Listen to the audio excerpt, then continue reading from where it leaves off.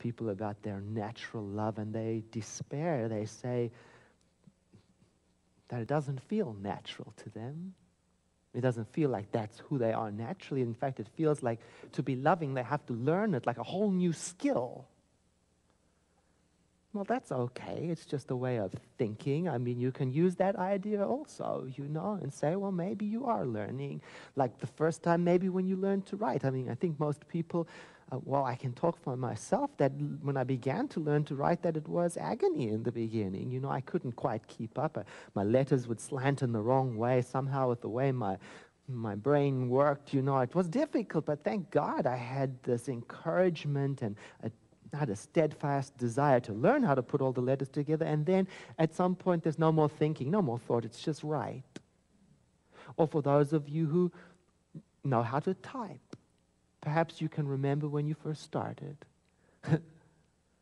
All those drills, A now, B now, whatever that is, you probably would never have learned how to type by simply thinking about it. Or by looking at Nell and thinking how wonderfully she types and being inspired by it's not enough.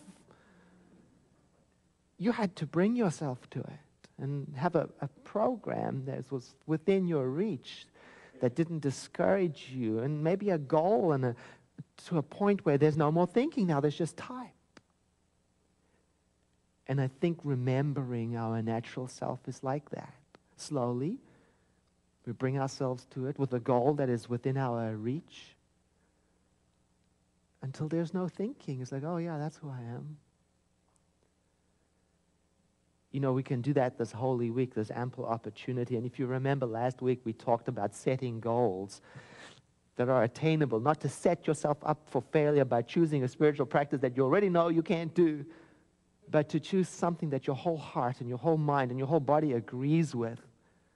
So if you're practicing being yourself this week, maybe you can make up your own goal, but here's some examples. Maybe you say, all right, from now till Wednesday morning, I'm going to practice by praising and nurturing the talents and contribution of, say, 2 people in my family or group, and see what that does. See, that's attainable. Or maybe you can take it a little further and say, from now until, I don't know, Wednesday again, I'm going to treat people, well, maybe 2 people or 3 people, you choose. I'm going to treat 3 people as valuable and precious resources, and I'm going to do that by listening to them without comment or correction, as if what they are saying is divinity expressing itself.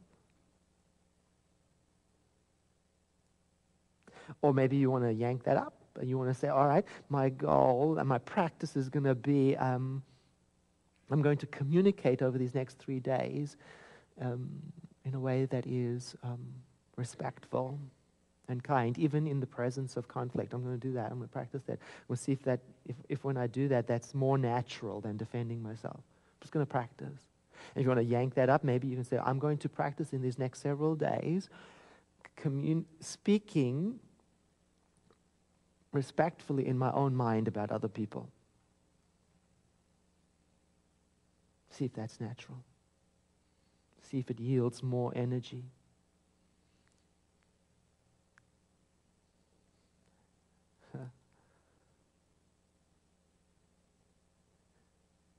If you really look at what happens when you're in that zone and how you slow into it, and there's a suspension in the middle of everything. When you are yourself, there is a peace. And if you look at the same time what your thought is like when you are fearful, angry, competing, comparing, selfish, envious, and the speed of the thought is like this, fast, fast, fast, fast, fast. In fact, Eknath Easwaran in his book, Seeing with the Eyes of Love, he said, who can be loving with a mind that is going that fast? It takes slowing down, In fact, he has a metaphor. He says, in a way, getting through the day is much like driving a car. When you're driving over 65 miles per hour, you need a lot of space just to turn, just to stop. At high speeds, you can't see the scenery along the way, and if you try, you might get yourself killed. You might even miss the road signs. And if a possum or a squirrel is trying to cross the road, you have no choice. You have to run them down. Is that with that, When my mind is fast, speeded up through lovelessness. And that's when I see, oh yeah, I run things down. We're in the way. Didn't even notice some people were injured on the way, And you know what? When things are that fast out of lovelessness, it's like tailgating cars. You can't just slam on the brakes. More havoc. Instead, there's this conscious slowing down that takes place. You have to slow everything down in you and me. That's what I'm seeing. Slow it down to the speed of be myself.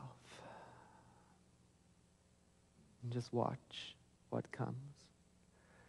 Because I mentioned this because if you're feeling the call in this season to be yourself, you might be tempted, like I've done in the past, to slam on the brakes and then never, you know what that's like. But instead now there's this opportunity to start right where you are with a goal that is attainable and to gently notice your heart and bring it back to the practice. Another Christian mystic, Francis, one of the Francises, he writes about this gentleness rather than a violent shift. He says, if the heart wanders or is distracted, bring it back to the point gently and replace it tenderly in the presence. And even if you did nothing during your whole time, but bring your heart back and place it again in the presence, though it went away every time you brought it back, still, your time would be very well used. I love that. Gentle. A gentle returning to yourself.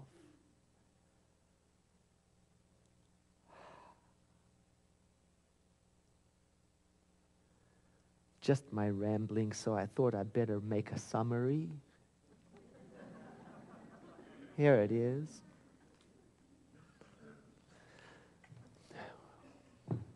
Without you loving, there's no hope for me.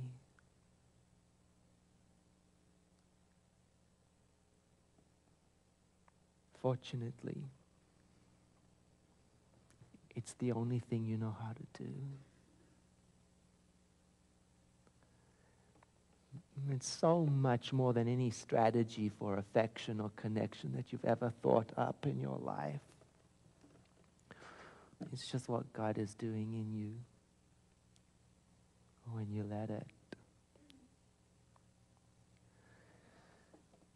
And so the invitation is to practice, and one method is pretend that you believe it is so of yourself and people around. Just give it a shot. And start where you are, 1 or 2 easy goals. Experiment with. But most of all, to enjoy the ride. So let's take a breath to slow way down right now to ourselves. Let your eyes close as you exhale. And let these words re-enter your heart as they did in the beginning. The inner power of life within me is God.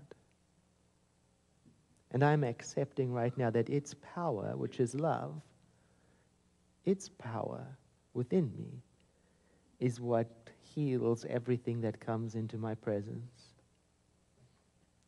So centered in this thought that there is a power within me, I silently bless all who enter into my thought atmosphere.